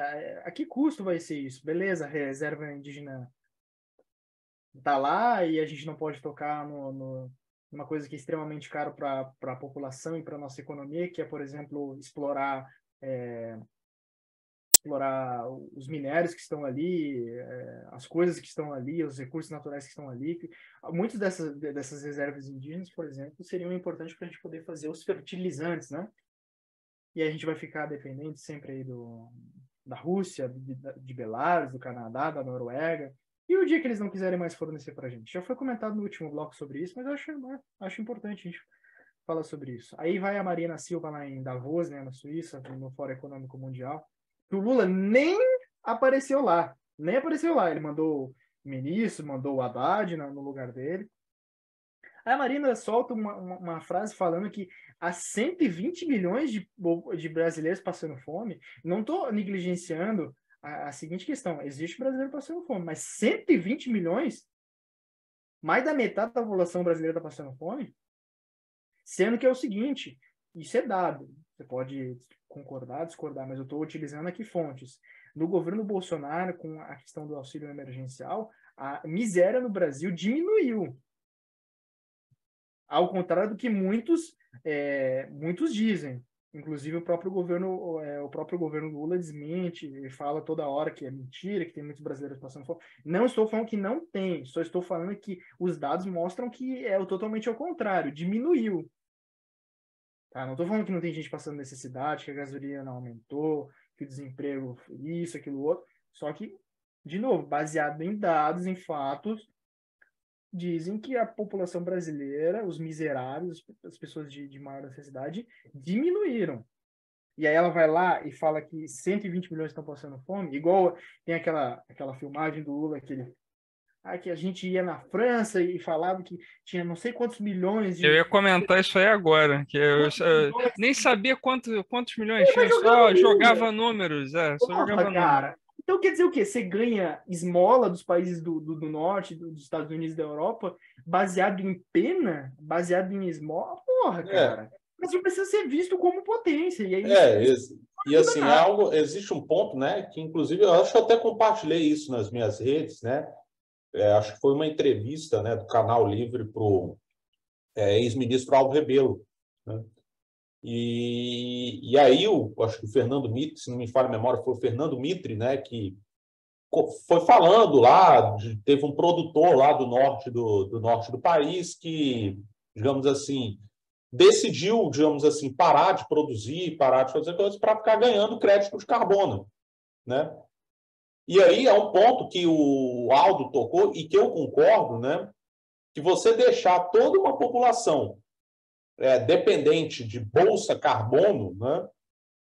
Isso é uma tragédia. É uma tragédia, né? E as pessoas enxergam, e tem gente que acha, não, isso é maravilhoso, isso é lindo, não, vão deixar... Tudo bem, a gente tem, eu acho que a floresta amazônica precisa ser preservada, precisa ser cuidada, né? Eu acho da forma como a política ambiental, da forma como foi conduzida nos últimos anos, não foi satisfatória, mas a questão né, você simplesmente deixar toda uma população dependente de, digamos assim, assistencialismo com assistencialismo verde, digamos assim, isso me parece um rumo muito preocupante, né? Principalmente para um país que aspira, né, e que precisa ser uma potência como o Brasil. Então, assim, tipo assim, a gente citou vários pontos aqui, alguns pontos bons e outros nem tanto do governo Lula, né? A gente falou, por exemplo, questão da política de preço da Petrobras, a gente nem falou tanto, né? Mas a gente precisa rever essa política de preço da Petrobras também.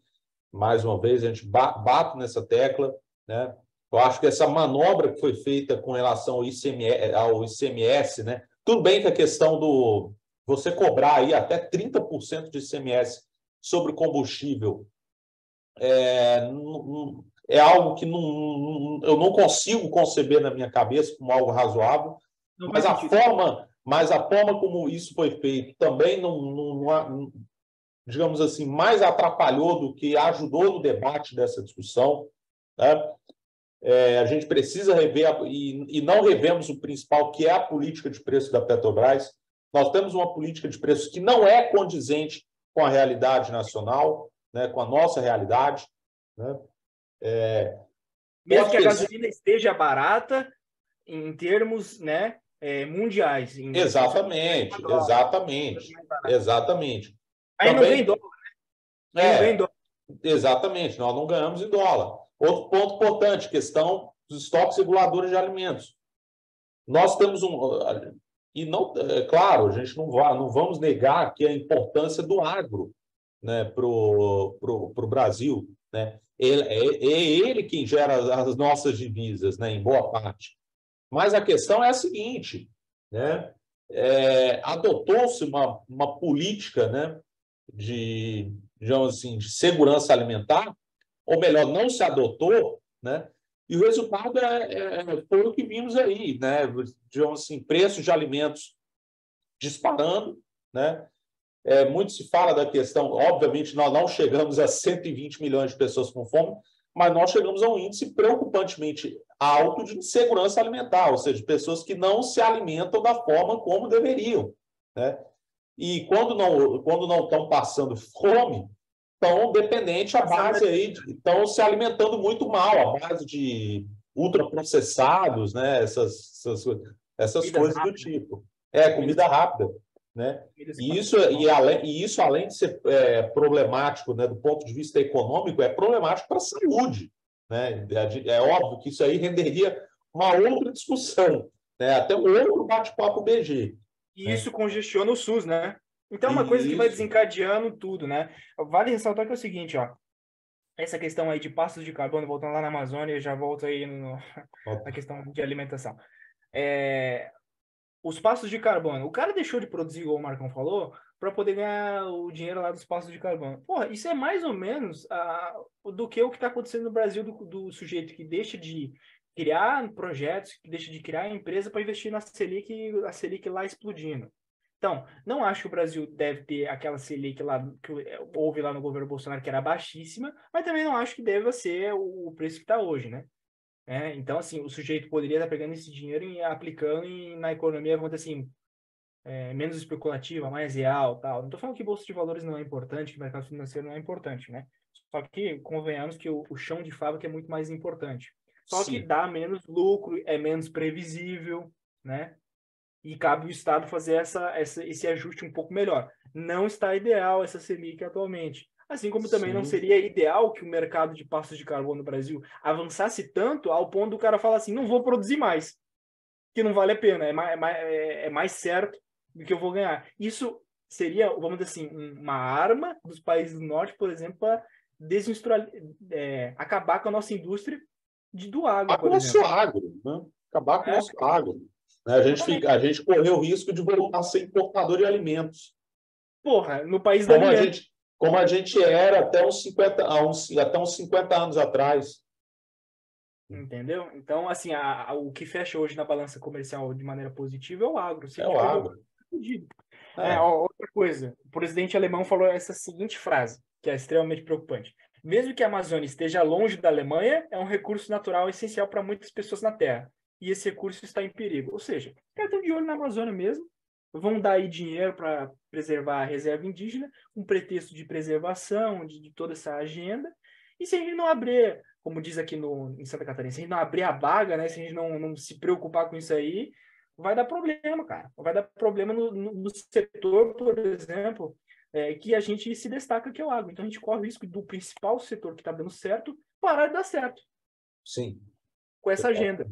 Então não dá para adotar, é uma coisa que é contraproducente, né? Sim, sem dúvida. Agora a questão de alimento, vamos lá. Cara, não é 120 milhões, como a Marina Silva falou, é um absurdo. Não estou, igual o Marcos falou, não estou negligenciando que tem pessoas passando necessidade, passando fome e tal e tudo. O governo precisa criar uma política aí de abastecimento, de regulação de preço para que isso se torne um pouco melhor. Mas, cara, é preocupante uma ministra, né? Agora ela se tornou ministra, ir lá para todo mundo e falar que a gente está tão mal que, por exemplo, a gente está passando essa dificuldade toda, quando na verdade não é real. Sim. Né? Pô, cara, isso prejudica a imagem do Brasil. Exatamente. Os caras vão pensar do Brasil, velho. Os caras vão pensar que o Brasil, sei lá, regrediu para um país africano, alguma coisa assim do tipo. Porque, convenhamos, um europeu não sabe nada sobre o Brasil, vai. Tudo que sai na mídia tradicional, eles vão lá e compram, né? E a gente já viu que isso é verdade, porque lá no governo Bolsonaro, os caras criavam todo um alarde, toda uma preocupação que o Brasil tá pegando fogo e tal e tudo. Não estou falando que não pegou fogo, só estou falando que também não era tudo que a mídia tradicional falava. Então, tudo que a mídia tradicional pega e fala, pro europeu é verdade, pro americano é verdade. Sim. Aí é preocupante, cara. Aí é preocupante porque a gente... Qual a imagem da mesma forma é o inverso, né? Porque aí também tudo que a mídia internacional fala né, do europeu, a mídia, ou então a americana fala, vem para cá de uma forma também, e assim... Os caras acreditam. As pessoas acreditam, né? As pessoas acham que, por exemplo, na Europa as pessoas não estão passando necessidade, quando na verdade está tendo um problema difícil pra caramba lá, de energia. Exatamente, isso que eu ia falar agora do problema de energia. Isso. Como que você quer que o seu país não seja independente, né, num setor, vendo a situação da Europa, né, agora passou aí por um inverno e completamente dependente aí da Rússia, né, que estava em relação ao E, gás. e cabe aqui registrar uma coisa: a situação só não ficou, digamos assim, só não agravou mais porque nós tivemos um início aí de inverno que foi muito mais quente que o normal, né? Teve algumas localidades aí na Europa aí que chegaram aí a ter registros de temperaturas em pleno inverno de 20 graus positivos, né? Você imagina, é temperatura digna aí de tipo, talvez aí do sul do Brasil, aí, Meu fazer amigo, 20 meu amigo em graus. Portugal acendeu a lareira hoje. Não sei se pode ser um inverno um pouco mais tardio, né? Não Então, sei, mas assim, o que acontece? Então, assim, nós tivemos uma questão aí, por conta até das mudanças climáticas, mas aí também é tema para outro tópico mais adiante, né? Porque é o seguinte, né? Se não fosse por isso, a Europa estava numa situação ainda pior, né? E claro, você tem ainda um problema inflacionário muito sério por lá, tipo, diversos países a inflação está ainda em dois dígitos, né? Ou muito próximo de 10%, enfim, está em patamares excepcionalmente altos, que, tipo assim, há décadas que não havia sido registrados, né? E aí, voltando à questão da insegurança alimentar, para a gente até ir para o próximo tópico, né? A questão da questão, o que a gente precisa fazer? Primeiro, retomar a política de estoques reguladores. A gente precisa disso, não só pela questão de você assegurar um preço de alimento mais razoável para quem consome, mas também para dar alguma segurança para o produtor, né, num momento mais delicado, né, no momento de choque, de, tipo assim, de você adquirir a produto, tipo assim, lá fora não dá para vender, não dá pra, a gente compra aqui para a gente poder alimentar o pessoal daqui, né? Taxação de exportações, né? Eu acho que alguns gêneros, né, alimentícios, digamos assim, precisam ser taxados, né? Para que se busque internalizar internalizar não só o comércio, mas a própria produção interna aqui, né? Meu, pode falar. Então, ó, uma coisa que eu ia falar que o Marcão falou, que é o seguinte, por exemplo, o produtor brasileiro não pode vender lá para fora. Isso acontece muito, cara.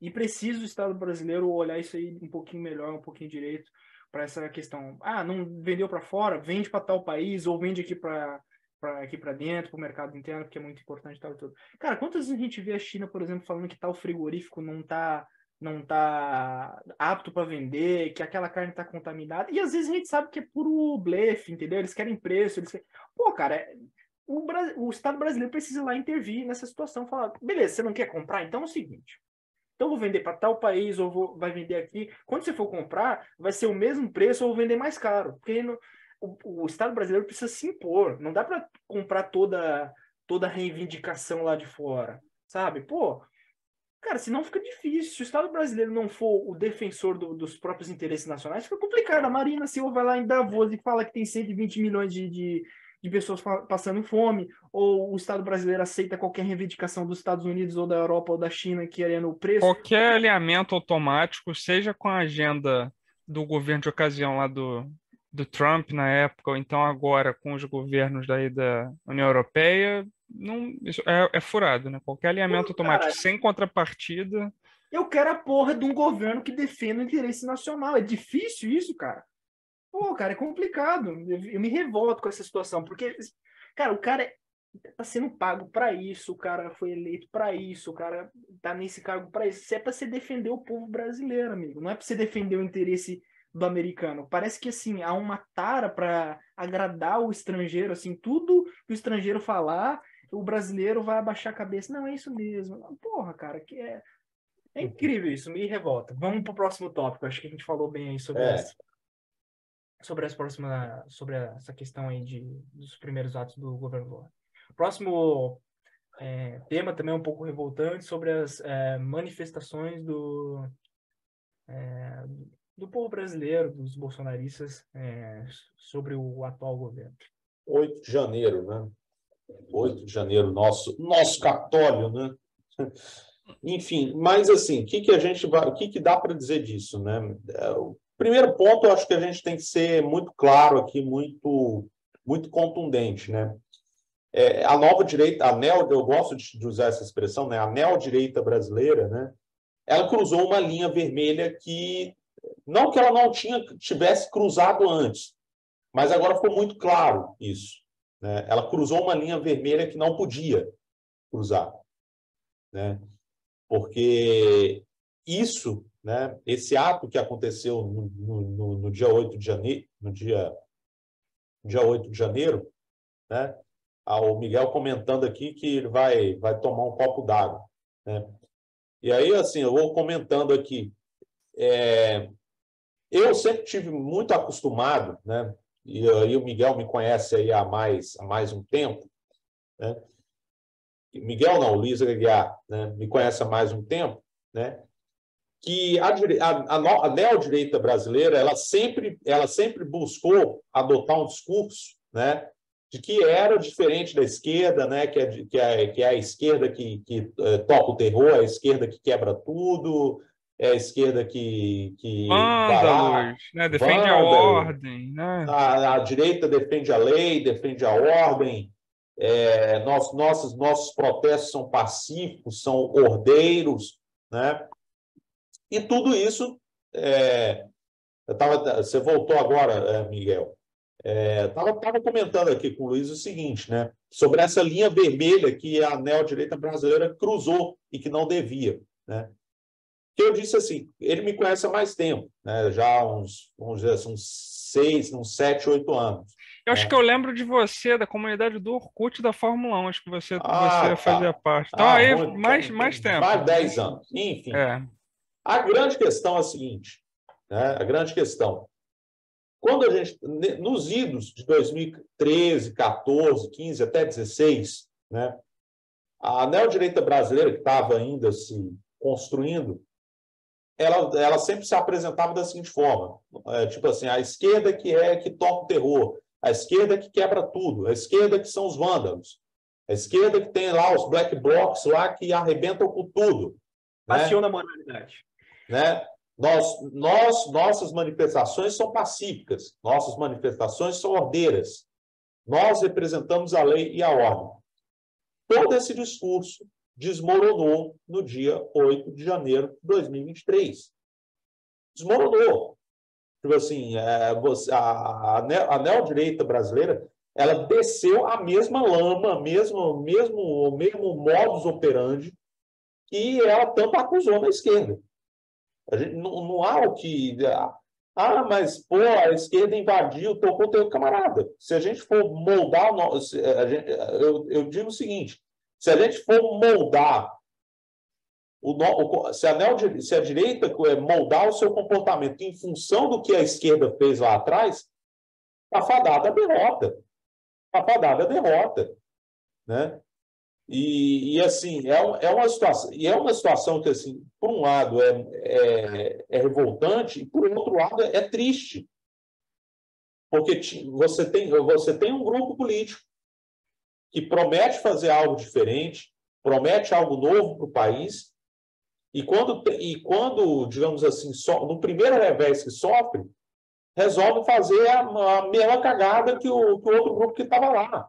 Meu camarada, é o que eu disse, é o que eu falei, Marcos. É o seguinte, uma coisa é ser governo, outra coisa é ser espectador. Chegou no poder, fez a mesma coisa. Não teve aquele discurso lá, não cumpriu, não sustentou aquele discurso que nós somos os limpinhos, entendeu? Nós, quando tem um problema, a gente se manifesta pacificamente. Não teve isso, cara. Desceu o nível. E outro ponto, né? E isso é, digamos assim, um fruto, né? E é bom deixar claro isso também, né? Que isso é fruto, inclusive, o próprio presidente, o próprio ex-presidente agora, que é o Jair Bolsonaro, ele tem sim uma certa responsabilidade, mesmo que, assim, é claro que isso vai ser apurado, mas pelo menos uma responsabilidade moral nisso daí, né? Ele poderia chegar, por exemplo, no dia 30, na noite do dia 30 mesmo, ou no dia 31 de outubro, chegar e falar, olha, não precisava nem falar, não, a eleição foi justa e tal. Tudo bem, não, se fosse, não, tudo bem, nós não acho que fui bem tratado, né? Não acho que fui tratado da maneira correta, da maneira justa, né? Pelas autoridades eleitorais, mas reconheço a derrota, desejo um bom trabalho para o presidente Lula, vou fazer oposição e vou liderar a oposição nesse país. Mas ele não fez isso. O que ele fez? Né? Enquanto o pessoal lá, o pessoal, digamos assim, os apoiadores foram lá fechando estrada, foram acampando em frente de quartel, né, querendo pedir a intervenção federal, artigo 42, enfim, sabe-se lá o quê, né, para querer virar a mesa na eleição, né? Ele não falava nada. Ou ficava dando aqueles recados cifrados, né? Enigmas, né? Que, tipo assim, para, digamos assim, querer dar uma falsa esperança, né?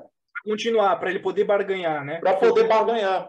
Ficou um certo ar de mistério ali, né? A gente não sabia o que ia acontecer, porque ele ficou em silêncio, né? Aí ele soltava lá um videozinho, aí no final ele pegava e falava selva, aí tinha o copo verde-oliva, aí tinha não sei o que ali no canto da imagem, sabe? Aí os caras começam a fazer um exercício assim que chega a beirar a maluquice. Vai me desculpar, mas aquilo ali tem coisas assim, os caras pegam assim, não, copo verde-oliva representa que vai haver um golpe, né? Aí falsas esperanças, né? A galera querendo muito que ocorresse alguma coisa. No fim das contas, se descobriu, né? E realmente existia alguma coisa, existia possibilidade, né? Não possibilidade, mas existia talvez a pretensão de ter algo, né? Se descobriu lá um material lá documento de Word, né? um documento de Word lá na casa do Anderson Torres. Anderson Torres. Isso aí vai reverberar, né? Vai dar problema para ele. Ele corre risco de ser preso, né? Se tornar já está preso, né? Uma coisa muito importante, né? Não digo do ministro, digo do ex-presidente. Não, assim, eu acho que isso é mais isso. Eles vão deixar. Eu acho que talvez agora, acho que o que vai realmente acontecer, eu acho que ele não vai ser preso num primeiro momento, até porque a gente está num momento assim muito ainda frágil, bastante complicado. Se acontece agora, dá problema. Mas com certeza uma inelegibilidade, né? 18 anos de inelegibilidade seria possível de acontecer. Faltam 10 minutos aí para a gente encerrar esse bloco. Acho que a gente vai precisar até de um quarto bloco. Hoje vai ser um inédito quarto bloco. Mas, enfim, esse ponto aqui, né? E assim, criou-se falsas esperanças. Já nesse momento, o clima já estava, digamos assim, a coisa já havia descambado de uma forma preocupante, né? Questão de, por exemplo, se o cara lá vai lá, fura bloqueio, você vai lá, para o cara na força, né? Na força bruta, e outros, agressão a jornalista, né? Episódios que, digamos assim, já dava sinais de que a coisa não ia tomar um rumo legal, não ia tomar um rumo certo. Na ocasião da diplomação do hoje presidente Lula, né, teve um ônibus queimado, né? Queimaram ônibus. Então, ou seja, já estavam se cruzando linhas vermelhas. E aí, no dia 8, digamos assim, veio um chute no balde, né? E isso, obviamente, isso aí vai reverberar, né?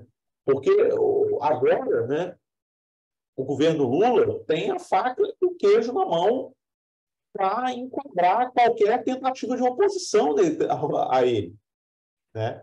Muito fácil, né? Agora há uma desculpa para poder fazer atrocidades, né? Ele ganhou a dianteira da narrativa, né? Se eles estavam com algum problema aí, e pegou a narrativa, faca e o queijo na mão. Até mesmo a questão que envolvia, até questões, digamos assim, que envolvia, por exemplo, a ministra do Turismo, que estava já correndo o risco de cair, agora, tipo assim, já foi para debaixo do tapete isso. E aí, voltando ao ponto, né? Como eu disse, né? A neodireita cruzou uma linha, né, que não podia cruzar. Não podia. Isso vai nos tipo assim, o Lula não precisa fazer, eu até falo aqui, o Lula ele nem precisa fazer mais um bom governo para se reconduzir ou botar um sucessor. Ah, não sei se eu concordo, eu não sei se eu concordo. Eu acho que o Lula vai enfrentar dificuldades de emplacar um sucessor. Tu não acha não, Luiz? Porque é o seguinte, Eu acho. Eu acho que o Haddad não tem a mesma força do que o Na Lula. verdade, eu acho que o Lula nunca. Eu acho que eu já falei isso aqui algumas vezes. Não sei se informalmente, eu não lembro se chegou aí pro ar. Eu acho que o Lula nunca quis um sucessor. E eu É, acho que continua sendo assim. Assim, ele elegeu a Dilma, tudo bem, mas ele botou a Dilma, talvez porque ele soubesse que se fosse um nome mais forte, teria dificuldade para ele mesmo voltar ao poder em alguma ocasião futura. E o Haddad não é esse nome, sabe? Eu não não consigo emplaca, não ver. emplaca. Eu acho que assim, mesmo que o Lula faça um governo razoável e tire aquela nota 6 e saia com boas avaliações assim relativas, eu ainda acho que o governador de São Paulo, o Tarcísio Gomes de Freitas, fazendo um governo bom, que é a tendência dele fazer, ele mesmo assim ele ganha, mesmo com o Haddad assim fazendo um A questão é a seguinte: os bolsonaristas aceitariam o Tarcísio? Ah, eu acho que aceito. Você Eu acho que acha que por exemplo, assim, eu acredito, né? eu não acho que aceito o Zema. Eu acredito que os bolsonaristas eles querem ser tão hegemonistas quanto os petistas. Não sei se isso é verdade, porque um dos discursos das manifestações era muita gente falou isso, tá? O Bolsonaro não fala nada, mas nós estamos aqui mesmo assim nas manifestações. O Bolsonaro vai embora, mas o Brasil fica. Eu vi muita gente falando isso. Tudo bem, Enfim, Enfim, não sei. A gente vai ver isso aí no futuro, né? é. E que vai E outra ocorrer. coisa, né? Outro aspecto importante dessas manifestações, né? É que pela primeira vez, né? Você tem coisas muito engraçadas na política, né? Pela primeira vez, a esquerda ela tem em mãos o discurso de lei e ordem, né? Pela primeira vez, há muito tempo. E é bem engraçado isso. Por outro lado, você tem uma neodireita que, tipo, em termos de discurso de direitos humanos, acho que nunca se importou com isso. Nunca se importou, vamos falar a verdade. Nunca se importou, assim, nunca deu a mínima para isso. É E até a página agora, 2. É até a página e 2. agora, e agora tá aí agora falando, nossa, os caras estão lá num campo de concentração. Isso, e é engraçado eles falarem em campo de E foram concentração, vacinados, né? Fala que foram vacinados, vacinados. né? Pronto, aí. Na Porque força. vamos lembrar, o Brasil já na época do regime militar já teve campos de concentração, né? Getúlio E também teve, né? Getúlio também teve. Então, assim, o que aconteceu ali não nada que se compara o que foi esses campos, né, de concentração. É bom pesquisem, né, no Google lá campos de concentração brasileiros. O que aconteceu lá, tipo na triagem lá dos presos lá da Polícia Federal foi o seguinte: prendeu-se mais gente num dia só do que em todo um ano, né, num lugar. Vai acontecer o quê? Vai lotar, camarada. Vai lotar. Não dá para você atender muita. Você está prendendo lá mais pessoas num único dia do que se prende no ano inteiro. Vai querer o quê? Vai querer que o lugar fique vazio? Vai querer que o cara seja tratado a pão de ló? Não dá, né? Então, assim, são muitas coisas, obviamente, existem muitas, como eu disse, né? Tal como o próprio governo Lula, existem muitas perguntas sem respostas sobre isso. Muitas. Vou até aqui, antes de finalizar, que nós temos 30 minutos, vou abrir um questionamento. A neodireita tem que olhar o seguinte questão. Se pauta muito, né? Sempre se pautou muito nos países do norte, Estados Unidos, Europa, que lá tem isso, que aquilo lá tem aquilo outro, não sei o que, o nosso modelo de desenvolvimento ideal, tal e tudo. Beleza. Aí, show. O conservadorismo aceita algumas coisas, não aceita outras. E aí, na China, a China é comunista, a Rússia é comunista, né? Aquele papo, aquela cosmovisão que a gente está acostumado a ouvir. Aí, beleza. Aí, na Rússia, se fala que tem campo de concentração, né? Tem campo de concentração. Beleza. Aí, na China, tem campo de concentração. Aí, essa galera que não concorda com o governo vai para esses campos de concentração, que a China não tem liberdade, que a Rússia não tem liberdade. Aí, chegou a tal da pandemia, os caras começaram a vacinar à força na Austrália, nos Estados Unidos, bugou o cérebro dessa galera. Aí pronto, agora todo mundo aí já criou as teorias das conspirações. Não, que agora isso se estendeu ao mundo. Beleza. Aí nos Estados Unidos a gente vê toda essa agenda woke, toda essa pauta identitária. Os caras são contra, mas ainda continuam com esse modelo liberal, né, que pode... E essa pauta identitária não tem nada a ver com o comunismo, é e liberal. não tem nada a ver com o comunismo. Mas aí quando você vai para a Rússia e para a China, a galera que promove esse tipo de coisa vai para campo de concentração, ou vai presa, ou ainda é morta. Por exemplo, na Rússia nós temos vários casos onde o governo foi lá e deu um veneninho pro cara. Não precisa nem ir muito longe. Cuba perseguiu e provavelmente persegue até. Não sei se. Hoje acho que eles até admitiram que. Eu acho que o próprio Fidel Castro admitiu que eles perseguiram homossexuais. Não sei como está a situação hoje. Mas, enfim, a gente teve esse tipo de coisa, né? São essas contradições, né? Que aparecem em qualquer.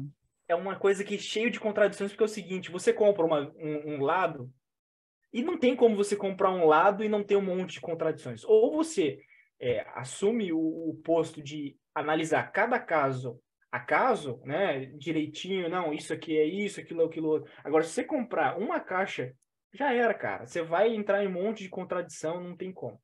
Bom, tá, tem menos de 1 minuto aqui, nós vamos pro próximo bloco, a gente já volta. Beleza, vamos lá.